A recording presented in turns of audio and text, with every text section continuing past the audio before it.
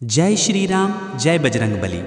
प्रिय साधक जनों, एक प्रश्न बार बार सामने आता है कि हमें कैसे पता चले कि हमारा नाम जप प्रभावी हो रहा है या नहीं। हर साधक के भीतर यह जिज्ञासा स्वाभाविक है, क्योंकि जीवन का हर कार्य परिणाम की ओर देखता है। जैसे बीज बोने पर हम अंकुरित पौधा खोजते हैं, औषधि लेने पर रोग घटने की प्रतीक्षा करते हैं, अध्ययन करने पर ज्ञान की वृद्धि चाहते हैं, उसी प्रकार जब हम राम नाम या हनुमान जी का स्मरण करते हैं तो मन पूछ बैठता है, इस जप का फल कहाँ है? क्यों मन और अधिक विचलित हो रहा है? क्यों विकार बढ़ते प्रतीत हो रहे हैं? क्या यह जप व्यर्थ चला गया? महापुरुष यहाँ पर साधक को आश्वस्त करते हैं। वे कहते हैं, यदि तुम्हारे जीवन में कुछ विशेष लक्षण प्रकट होने लगे तो निश्चिंत हो जाना। यह निश्चित संकेत है कि नाम जप ने काम करना प्रारंभ कर दिया है। पहला लक्षण है विकारों का ऊपर आना। जब कोई साधक सच्चे मन से नाम जप की राह पकड़ता है तो सबसे पहले भीतर छुपे हुए दोष जागृत होने लगते हैं। जैसे कोई शल्य चिकित्सक घाव का ऑपरेशन करता है तो सबसे पहले मवाद बाहर आता है, उसके बाद ही घाव भरने की प्रक्रिया शुरू होती है। ठीक इसी प्रकार नाम जप हमारे अंतःकरण का शुद्धिकरण करता है। जन्म जन्मांतर से संचित पाप, वासनाएं और कुसंस्कार भीतर छुपे रहते हैं। नाम की शक्ति उन सबको झकझोर देती है और बाहर प्रकट करती है। इसलिए शुरुआती दिनों में साधक को यह भ्रम होता है कि नाम जप से तो विकार और बढ़ गए, मन और चंचल हो गया, भीतर गंदे विचार अधिक उठने लगे। पर वास्तविकता यह है कि यह नाम की प्रथम प्रक्रिया है। जैसे गंदगी बाहर निकले बिना घर शुद्ध नहीं हो सकता, वैसे ही विकार प्रकट हुए बिना मन निर्मल नहीं हो सकता।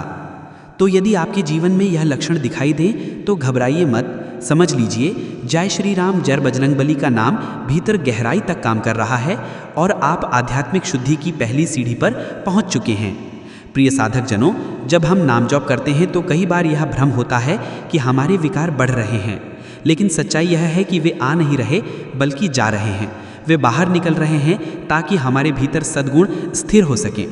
यही नाम की वास्तविक प्रक्रिया है। दूसरा लक्षण है धैर्य की परीक्षा। जब भीतर के दोष बाहर आते हैं तो मन डगमगाता है। साधक सोचता है कि अब तो यह साधना मेरे बस की बात नहीं, मुझे छोड़ देनी चाहिए। परंतु यही समय है जब धैर्य सबसे अधिक आवश्यक होता है। महापुरुष समझाते हैं, नाम का पहला प्रभाव दोषों का निकलना है और दूसरा प्रभाव सद्गुणों का आगमन है। यदि साधक जप जारी रखे और धैर्य ना खोए तो धीरे धीरे उसके जीवन में पवित्रता, शांति, संतोष, निश्चिंतता और निर्भयता जैसे दैवी गुण प्रकट होने लगते हैं। तीसरा लक्षण है भगवत सद्गुणों का आना। जैसे जैसे भीतर की मलिनता घटती है वैसे वैसे दैवी संपदा प्रवेश करने लगती है। पहले जहाँ काम, क्रोध, लोभ, मोह का प्रभाव था, अब वही क्षमा, दया, संतोष, प्रेम और निर्भयता जगह लेने लगते हैं।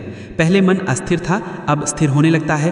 पहले छोटी सी बात पर क्रोध उमड़ता था, अब सहनशीलता और शांत स्वभाव दिखने लगता है। यह परिवर्तन धीरे धीरे होता है, पर साधक इसे अनुभव करने लगता है। चौथा लक्षण है नाम में रस आना।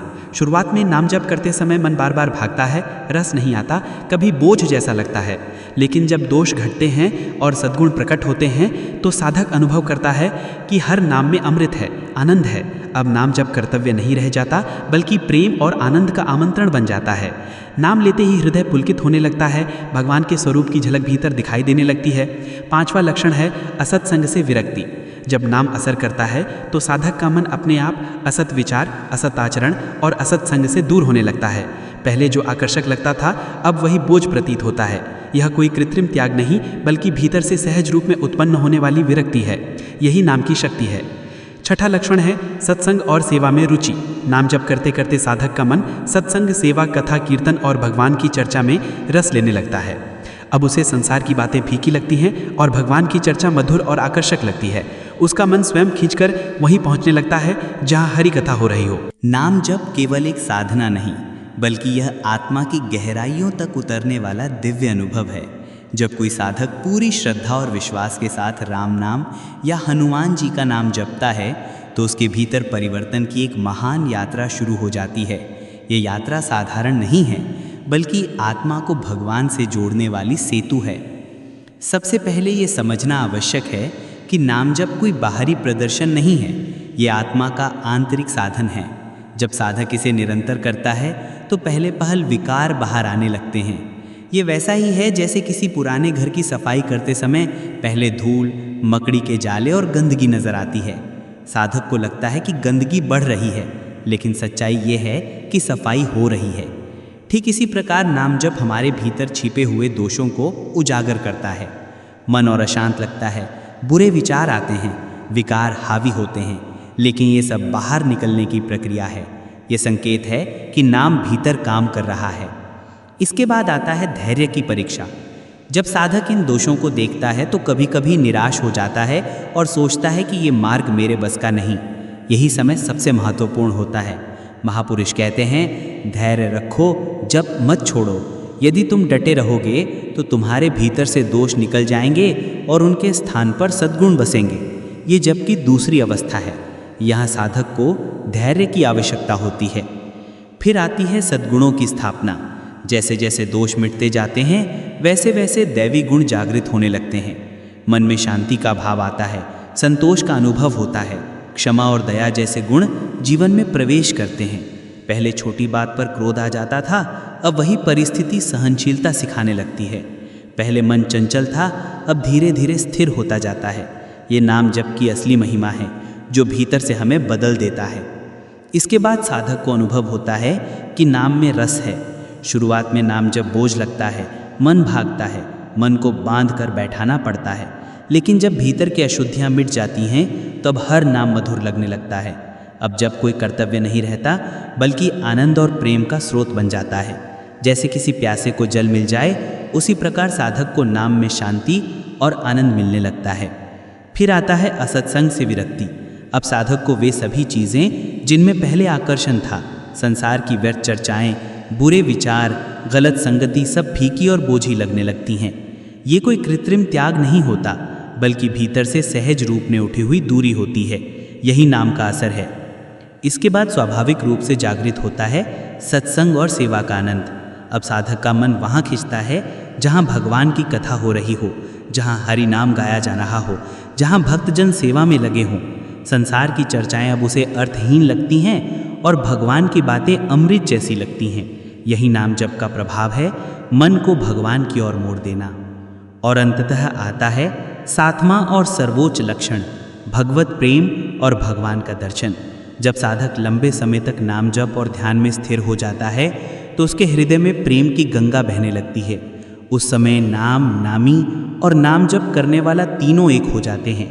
साधक का मन, उसका जीवन और उसका अस्तित्व भगवान से जुड़ जाता है।